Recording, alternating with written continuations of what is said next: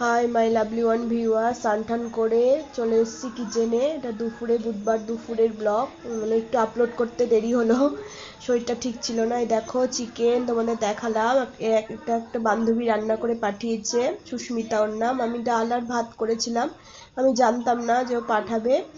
তারপর আরেক বান্ধবী তৃষ্ণা, ও আবার মাটন দিয়েছে, আমি মাটন রান্না করছি। ধামাকাদার খাওয়া দাওয়া আজকে লাঞ্চে। দেখো মাটন ফ্রাই করছি। তারপর আবার ওই তৃষ্ণার বাড়িতে ইনভাইট ছিল, বিকেলবেলা চলে এসেছি। এই সুস্মিতা, এটা ও আসছে, আমরা দুজনে একসাথে এসেছি। একটু দেখিয়ে দিলাম তোমাদের, এই বান্ধবীর ঘরে ঢুকে পড়েছি। আমি, এটাও বান্ধবী, এই যে তৃষ্ণা, এর ঘরে ইনভাইট ছিল, মানে মাটন পাঠিয়েছে দুপুরে। আবার রাতে ধরো সন্ধ্যার দিকে এসেছি, ধোসা করেছিল, মানে দাদা ওর হাজবেন্ড ভালো ধোসা করতে পারে, তো বলছে চল আয় ধোসা খাবি। এই আমাদের ধোসা দিচ্ছে, ধোসা চাটনি কিছু। এই আমরা খেতে বসে গেছি, আমি আর সুস্মিতা। খুব সুন্দর হয়েছিল গাইস, ধোসাটা জমিয়ে খাওয়া দাওয়া হয়েছে।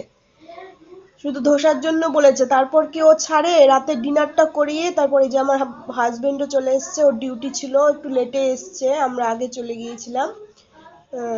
তো এই যে খাচ্ছি, দেখো না, রাতে ডিনারটা দেখাতে পারিনি। ও আবার মাটন করেছে, আমার জন্য পাঠিয়েছে, আবার ওও করেছে, বানিয়েছে মাটন। মাটন ভাত এগুলো খাইয়ে তারপর রাতে একবারে ডিনার করে ছাড়লো। এই যে আমরা চলে এসেছি, তখন বাজে রাত্রি 11:30। তোমাদেরকে গুড নাইট বলছি। দেখো বাড়ি ফেরা